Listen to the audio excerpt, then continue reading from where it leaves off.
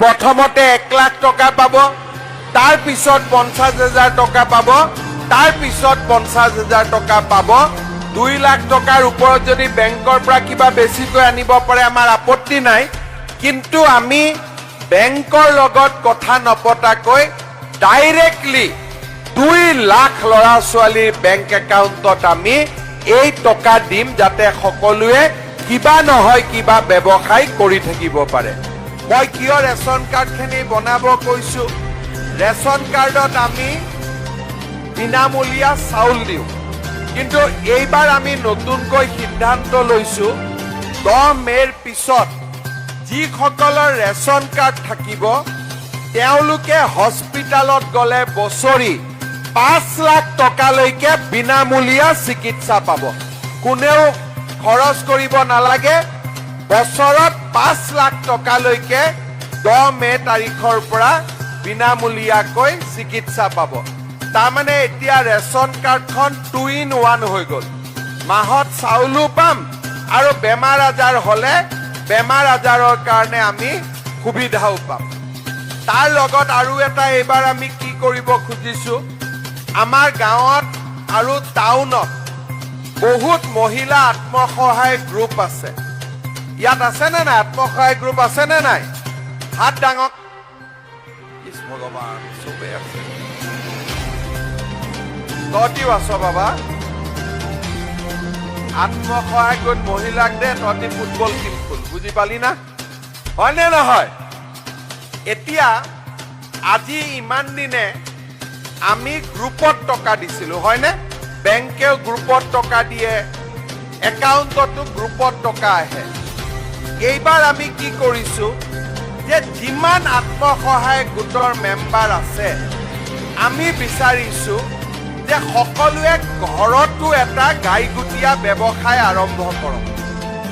গ্ৰুপটো থাকিব আৰু নিজাকৈও ঘৰত আপোনালোকে ব্যৱসায় আৰম্ভ কৰিব পাৰিব। এতিয়া কি ব্যৱসায় কৰিব আমি নাজানো, কিন্তু আমি আপোনালোকক শিকাম যে কি ব্যৱসায় কৰিলে আপোনালোকৰ লাভ হ'ব। এইবাৰ আমি গ্ৰুপৰ একাউণ্টৰ লগে লগে ব্যক্তিগত একাউণ্ট খুলিম। প্ৰথমতে আমি আপোনালোকক ব্যক্তিগত একাউণ্টত 1,000 টকা দিম প্ৰশিক্ষণৰ কাৰণে। তাৰ পিছত গ্ৰুপৰ সকলো মেম্বাৰৰ বেংক একাউণ্টত গাইগুটীয়া কৰি আমি 10,000 টকাকৈ আপোনালোকৰ বেংক একাউণ্টত আমি সোমাই দিম। বুজি পালে নে নাই? তাৰমানে 10 জনী সদস্য থাকে, 1 লাখ টকা যাব, কিন্তু গ্ৰুপৰ একাউণ্টত নাযাব, ব্যক্তিগত একাউণ্টত যাব। ঘৰে ঘৰে আপোনালোকৰ 10,000 টকাকৈ যাব। ইয়াৰ ফলত আপোনালোকে ঘৰত মহিলাসকলে নিজাকৈ এটা ব্যৱসায় কৰিব পাৰিব আৰু গ্ৰুপৰ কামো আপোনালোকে কৰি থাকিব পাৰিব। আজি আমাৰ অসমত 3 লাখ আত্মসহায়ক গ্ৰুপ আছে। প্ৰত্যেক গ্ৰুপতে 10 গৰাকীকৈ মহিলা আছে। তাৰমানে 30 লাখ মহিলা, আৰু 30 লাখ মহিলাক 10,000কৈ টকা দিলে আমি 3,000 কোটি টকা আমাৰ মহিলাসকলক আমি দিব লাগিব। এই বছৰ আমি মাইক্ৰ ফাইনেন্সৰ পুৰণা লোনবিলাকো ঘূৰাই দিম আৰু আপোনালোকক NOC চাৰ্টিফিকেট আপোনালোকৰ ঘৰে ঘৰে আমি বিতৰণ কৰাৰ ব্যৱস্থা কৰিম। ইয়াৰ লগে লগে এইবাৰ আমাৰ চৰকাৰে কি সিদ্ধান্ত লৈছে যে 1 লাখ চৰকাৰী চাকৰিটো আমি দিমেই, তাৰ উপৰিও আমাৰ 2 লাখ ডেকা ল'ৰাক এইবাৰ আমি বেংকৰ পৰা গ্যাৰেণ্টি নোহোৱা কৰি 2 লাখ টকাকৈ আমি সহায় কৰিব খুজিছো, যাতে তেওঁলোকে নিজাকৈ ব্যৱসায় বাণিজ্য কৰিব পাৰে। তাৰ উপৰিও আমাৰ চৰকাৰী চাকৰি, আমি যি 1 লাখ চাকৰি দিম বুলি কৈছিলো, অহা মে মাহত এই চাকৰি দিয়াৰ প্ৰক্ৰিয়া আমি শেষ কৰিম আৰু তাৰ পিছত আমি 1 লাখতকৈ ওপৰত গৈ আৰু নতুন নতুন আমি চাকৰি ল'ৰা ছোৱালীৰ কাৰণে বিজ্ঞাপন দিয়াৰ আমি ব্যৱস্থা কৰিম।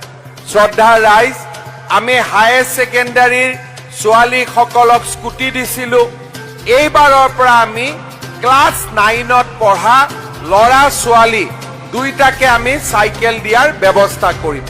আমাৰ বিনামূলীয়া বহুত কেইখন ছাত্ৰ ছাত্ৰীৰ কাৰণে আমি আঁচনি কৰিছো হোষ্টেলত থাকিলে হোষ্টেলৰ মেছ ডিউজৰ সহায় কিতাপ কিনাৰ কাৰণে হায়াৰ ছেকেণ্ডেৰীৰ পৰা ডিগ্ৰী ল'ৰা ছোৱালীক আমি পইচা দিছো আৰু যেতিয়া ছোৱালীসকল পোষ্ট গ্ৰেজুৱেটত পঢ়ে তেওঁলোকক আমি মাহত 1000কৈ টকা দিছো যাতে কলেজৰ পৰা ঘৰত অহা যোৱা কৰিব পাৰে